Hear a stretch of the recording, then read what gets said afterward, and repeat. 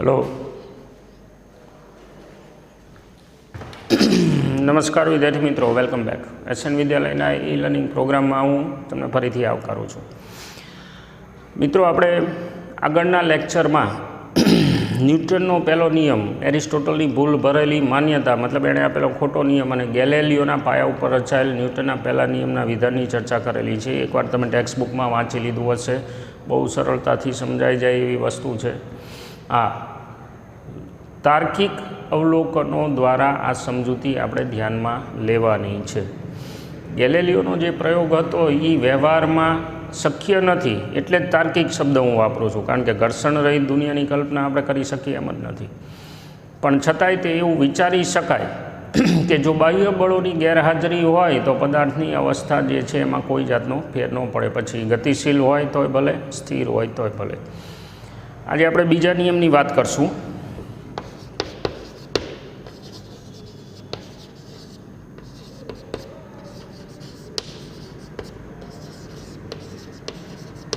ગતિ માટે બીજો નિયમ। પહેલો નિયમ જે છે ને એ બળને સમજવાનો પ્રયત્ન છે, બળ જે છે એ છે શું એની ચર્ચા છે। બીજો નિયમ છે ને એ બળની અસરકારકતા સૂચવે છે,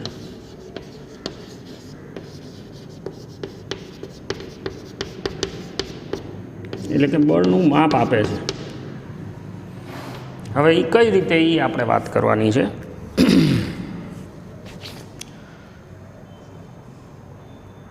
એક ઉદાહરણથી શરૂ કરી, કારણ કે એક રાશિને પહેલાં સમજવી પડશે।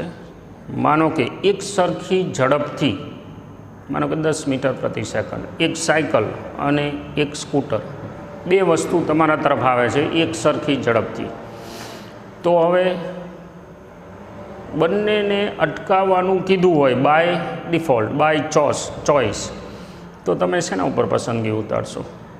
સ્વાભાવિક છે સાયકલ ઉપર, બરાબર છે ને? સાયકલ ઉપર આપણે પસંદગી ઉતારશું। એટલે એ વખતે આપણે શું કર્યું કે મારે જે એફર્ટ કરવાનો છે, ગતિની અવસ્થામાં ફેરફારની હવે વાત થાય છે, એટલે હવે બાહ્ય બળની જ વાત આવશે। પહેલા નિયમમાં શું હતું? શૂન્ય બળની વાત હતી, બાહ્ય બળ ગેરહાજર હતું। હવે બાહ્ય બળ આપો તો શું અસર થાય છે એની ચર્ચા કરવાની છે। તો તમારે બંનેને અટકાવવા માટે એફર્ટ કરવો પડશે, પણ તમારા એફર્ટનું રિઝલ્ટ સાયકલ ઉપર વધારે દેખાશે। આ આપણો અનુભવ છે, બરાબર ને? શું કામ? સાયકલનું દળ ઓછું છે, એટલે બળની અસરકારકતાના સંદર્ભમાં જો આપણે વિચારી તો અપાયેલા બળની અસર ઓછા દળ ઉપર વધુ થાય છે। અપાયેલા બળની અસર ઓછા દળ પર વધુ થાય છે। વિધાન ધ્યાનમાં રાખશું આપણે। ઓકે,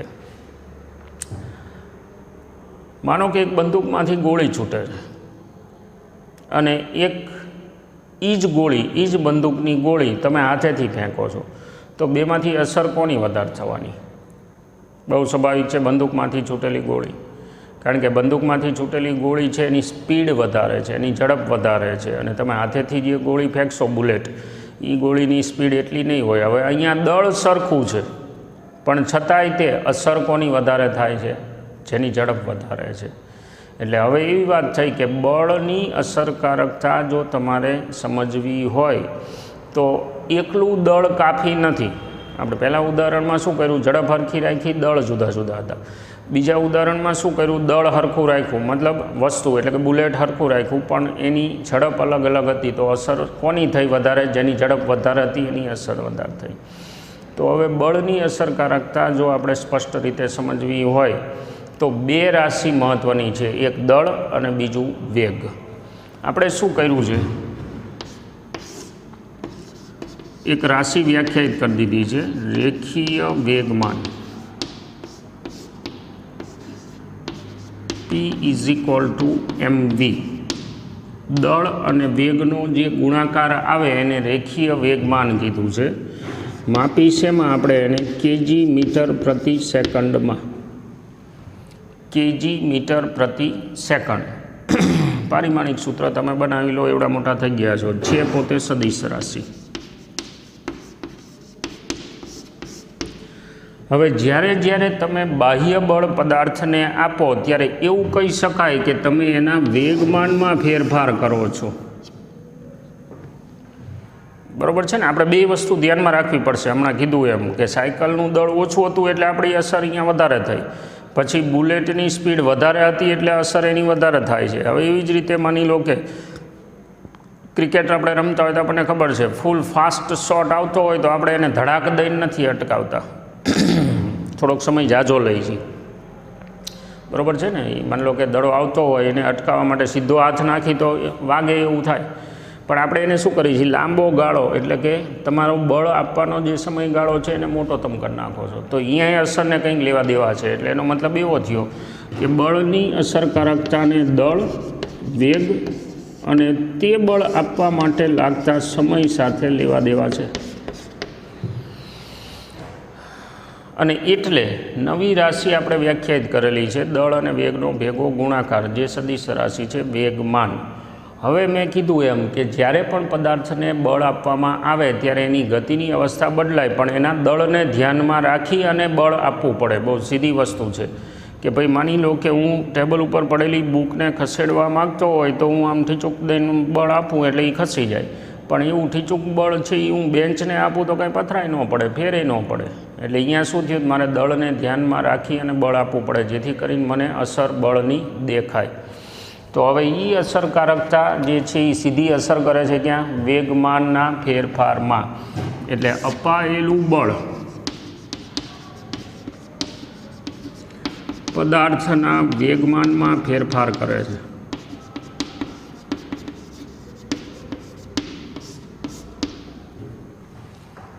બળ જો વધુ હોય તો એવી વખતે વેગમાનનો ફેરફાર જે છે એ વધારે થશે. હકીકતમાં વેગ ઉપર અસર થવાની છે પણ દળને ધ્યાનમાં રાખીને થવાની છે.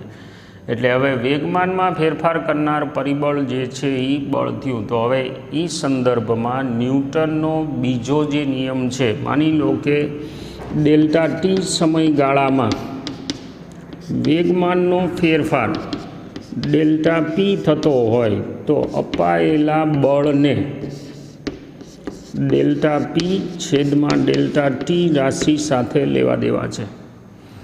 અપાયેલા બળને ડેલ્ટા પી છેદમાં ડેલ્ટા ટી સાથે લેવા દેવા છે. મતલબ કે સમયના ગાળા, જે બળ આપવા માટે સમયનો ગાળો છે એની સાથે એને વ્યસ્ત પ્રમાણ છે, અને વેગમાનનો ફેરફાર જે હોય એની સાથે એને સમપ્રમાણ છે.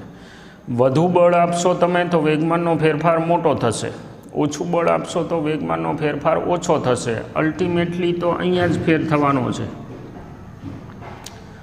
વેગ જે છે એ મોટા પ્રમાણમાં, માની લો કે પદાર્થને તમે મોટું બળ આપો તો એનો વેગ વધુ પ્રમાણમાં વધશે અથવા તો ઘટશે, દળમાં કંઈ ફેર નથી પડવાનો. અને એ જ રીતે ઓછું બળ આપો તો એના વેગમાનમાં એટલે કે વેગમાં ઓછો ફેરફાર થશે. હવે એવી જ રીતે જો તમે બળ આપવા માટેનો સમય વધુ રાખ્યો હોય, બળ આપવા માટેનો સમય વધુ રાખો, મતલબ કે આ ટાઈમ જો વધારે કરી નાખો તો બળને એની સાથે વ્યસ્ત પ્રમાણ છે. એટલે મેં જે હમણાં ક્રિકેટવાળું ઉદાહરણ આપ્યું એ કે ભાઈ દડો ફાસ્ટ આવે છે, હવે તમે એને અહીંયા જ જો પકડી લો શોર્ટ ટાઈમ પીરિયડમાં તો એ વખતે ચટાકો મોટો બોલે, પણ તમે એને ઇઝી વેથી લઈ આવો, અથવા તો ઘણી વખત ફિલ્ડિંગ ભરતી વખતે આપણો અનુભવ છે કે દડો ફાસ્ટ આવતો હોય તો પહેલાં એક ઝાટકો મારી અને આપણે એને થોડોક ધીમો પાડી છીએ, થોડોક ધીમો પડી ગયા પછી થોડોક ટાઈમ પછી વળી પાછું બીજો ઝાટકો મારી, બીજું બળ આપી, એટલે એ સમય વધારી દીધો તો તમે ઓછા એફર્ટથી ઇફેક્ટ લાવી શકો. એટલે એને વ્યસ્ત પ્રમાણ છે. એફ સપ્રમાણતાની નિશાની કાઢી નાખી તો delta p by delta t કહેવાય. એમાં કે જે છે એ સપ્રમાણતાનો અચળાંક છે.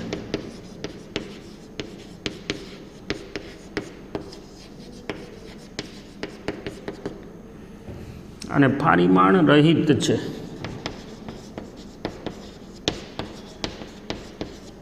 કારણ કે આ કોણ છે, કેજી મીટર પર સેકન્ડ એટલે કેજી મીટર પ્રતિ સેકન્ડ વર્ગ થયું, જે બળનો એકમ છે. આગળ જતાં હજુ જોઈએ આપણે. હું આ સમયગાળાને અતિ સૂક્ષ્મ કરી નાખું, સુકામી હવે આપણે કહેવાની જરૂર નથી, અહીંયા મારે શબ્દ વાપરવો પડશે સરેરાશ બળ માટે, અપાયેલું સરેરાશ બળ. અને અહીંયા હું સમયનો ગાળો ટૂંકો કરી નાખું તો જે બળ આવશે એ તત્કાલીન આવશે, એટલે F will be equal to કે ડીપી બાય ડીટી. હવે આ આખી પ્રક્રિયામાં કેની કિંમત આપણે ગમે તે સપ્રમાણતા બતાવે ને, આ કહેવા શું માગે છે? એકમ સમયમાં પદાર્થના વેગમાનમાં થતો ફેરફાર અપાયેલા બળ જેટલો અને બળની દિશામાં હોય. અપાયેલા બળ જેટલો અને બળની દિશામાં હોય. તો હવે એ સપ્રમાણતાનો અચળાંક કોઈ પણ હોઈ શકે કિંમત. સરળતા ખાતર મોટા ભાગના કિસ્સામાં આપણે કે ઇઝ ઇક્વલ ટુ 1 લઈ લઈએ છીએ, સરળતા ખાતર મોટા ભાગના કિસ્સામાં. અને હવે એફ ઇઝ ઇક્વલ ટુ શું થાય? Dp by dt. આ બે વિધાન આપણે ધ્યાનમાં રાખવાના છે. એકમ સમયમાં પદાર્થના વેગમાનમાં થતો ફેરફાર તેના પર લાગેલા બળ જેટલો અને બળની દિશામાં હોય, અને પદાર્થના વેગમાનના ફેરફારનો દર. આવા ટાઈપની રાશિ હોય ત્યારે આપણે એવું બોલવું પડે, પદાર્થના વેગમાનના ફેરફારનો દર તેના પર લગાડેલા બળ જેટલો અને બળની દિશામાં હોય. હવે અહીંયા આપણે 2-3 વસ્તુ નોંધી લઈ. પીની જગ્યાએ મેં જે કીધું છે એ મૂકી દઈ. ડી બાય ડીટી એમ વી. સામાન્ય રીતે એમ અચળ હોય છે. આપણે શરત રાખી, જો એમ અચળ, કારણ કે ન હોય તો શું એ આપણે ભવિષ્યમાં વિચારશું, તો એને વિકલનની બહાર લઈ શકાય. Dv by DT. અને ડીવી બાય ડીટી એટલે શું? પ્રવેગ. આ ન્યૂટનના બીજા નિયમના વિધાન થયા. એફ બરાબર એમ એ. જુઓ અહીંયા પ્રવેગની હાજરી આવી. પ્રવેગની હાજરી શેના લીધે આવે છે? બળના લીધે. જો પ્રવેગ શૂન્ય હોય તો બળ શૂન્ય છે. હવે આપણો પહેલો નિયમને ગેલેલિયોનું વિધાનની બધું સ્પષ્ટ રીતે સમજાય. પ્રવેગ શૂન્ય એટલે શું? વેગમાં ફેરફાર નથી થતો. વેગમાં ફેરફાર નથી થતો તો શું હોઈ શકે? કાં તો નિયમિત ગતિ હોઈ શકે અને કાં તો પદાર્થ સ્થિર હોઈ શકે. અને બંને કિસ્સામાં એફની જરૂર નથી. એફ ક્યારે જોઈશે? તો કે પદાર્થને પ્રવેગિત કરવો હોય તો જોઈશે, વેગમાનમાં ફેરફાર કરવો હોય તો જોઈશે. હવે અહીંયા આપણે બળનો એકમ શું લખી શકીએ? કેજી મીટર પ્રતિ સેકન્ડ વર્ગ.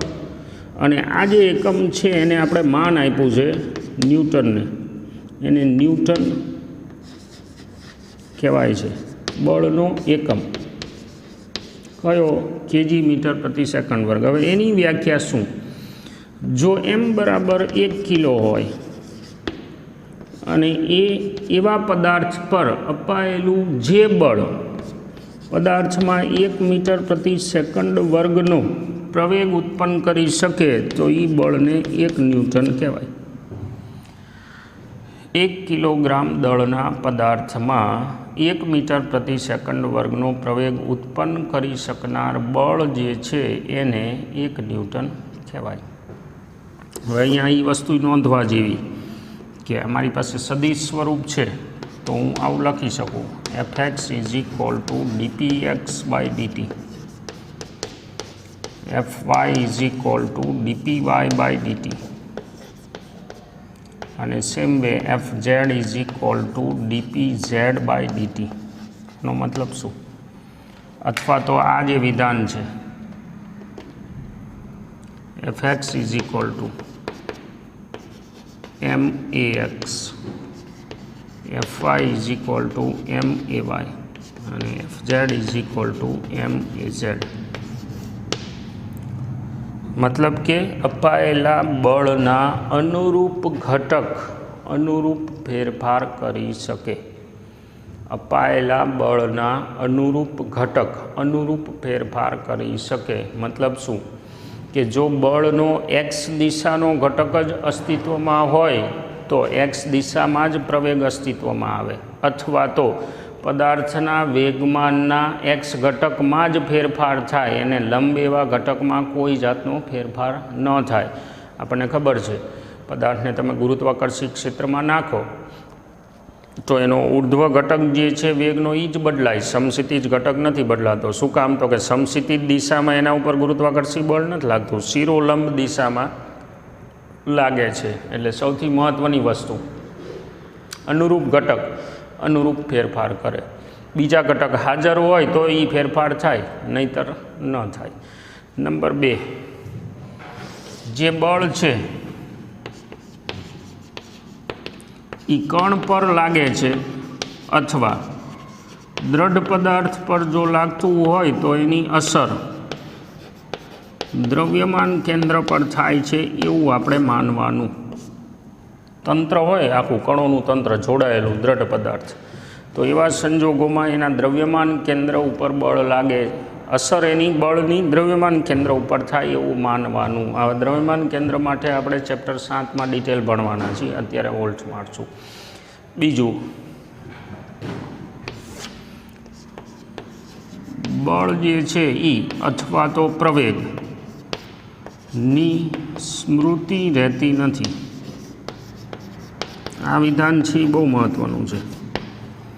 બળ અથવા પ્રવેગની સ્મૃતિ રહેતી નથી, મતલબ કે અત્યારની ક્ષણે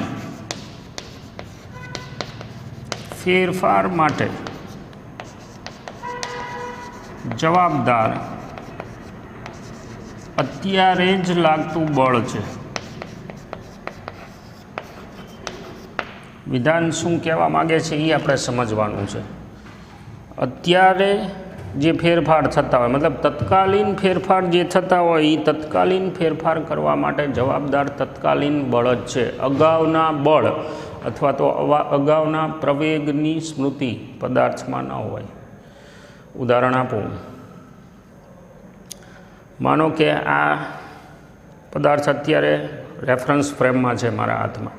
હવે હું આમ હાલ્યો જાઉં છું તો અત્યારે આના ઉપર મારા હાથ દ્વારા જે બળ લાગે છે એની અસર છે, બરાબર. હવે હું ફ્રેમ લઈ લઉં તો હવે એને સ્મૃતિ કઈ આવે? મારા હાથની સ્મૃતિ વહી ગઈ. મતલબ કે એના કારણે એને જે પ્રવેગ મળ્યો હતો, એના કારણે જે બળ મળ્યું હતું એ ઓન ધી સ્પોટ 0, અને નવો પ્રવેગ અસ્તિત્વમાં આવી જાય, નવું બળ અસ્તિત્વમાં આવી જાય. તે વખતે કયું બળ આવે? છૂટા પડ્યા પછી ગુરુત્વાકર્ષી. આ વધુ સારી રીતે કઈમાં સમજી શકીએ આપણે? માની લો કે ચાલુ બસે તમે ઉતરો, વિધાન સમજો. ચાલુ બસે તમે ઉતરો તો શું પરિસ્થિતિ બનશે? પડી જઈશું તો બરાબર છે. પણ માનો કે તમે કેપેબલ હોય તો પહેલાં શું થાય? તમે બસમાંથી ઉતરો એટલે તમારો ગતિપથ કેવો હોય છે? માની લો કે બસ આમ જાય છે તો તમારો ગતિપથ આમ હશે, બરાબર ને? હવે એમાં શું થયું તો કે તમે જેવા બસમાંથી છૂટા પડ્યા એટલે બસના કારણે તમને પ્રવેગ જે મળતો તો એ 0 થઈ ગયો સ્પોટ ઉપર, એની સ્મૃતિ 0. હવે શું થયું તો કે તમારા ઉપર બીજી અસર આવી, કઈ? ઓલો ગુરુત્વાકર્ષી બળ. પણ કારણ કે તમારો પ્રારંભિક વેગ હતો, પ્રવેગ નીકળી ગયો. મતલબ બસના કારણે જે બળ લાગતું હતું એ નીકળી ગયું, પણ વેગ તમારો જે હતો ને અંતિમ, એ ઓલા ગુરુત્વાકર્ષી બળ માટે પ્રારંભિક વેગ થઈ જાય એટલે તમારો ગતિપથ છે આવો હિંચકા જેવો આવ્યો. પણ ઓલી સ્મૃતિ જતી રહી, મતલબ એ પ્રવેગની અસર લોંગ લાસ્ટિંગ ન હોય, અગાઉની હોય. કઈ? સ્પોટ ઉપર જે બળ લાગે છે એની. આટલું આપણે બળના સંદર્ભમાં ધ્યાનમાં રાખશું. બીજો નિયમ. હવે ત્રીજો નિયમ પાછો ભણવો છે આપણે, પણ એના માટે વધુ એક રાશિ ભણવી પડશે. એના માટે એક હોલ્ટ મારી નેક્સ્ટ લેક્ચરમાં ચર્ચા કરશું. Thank you.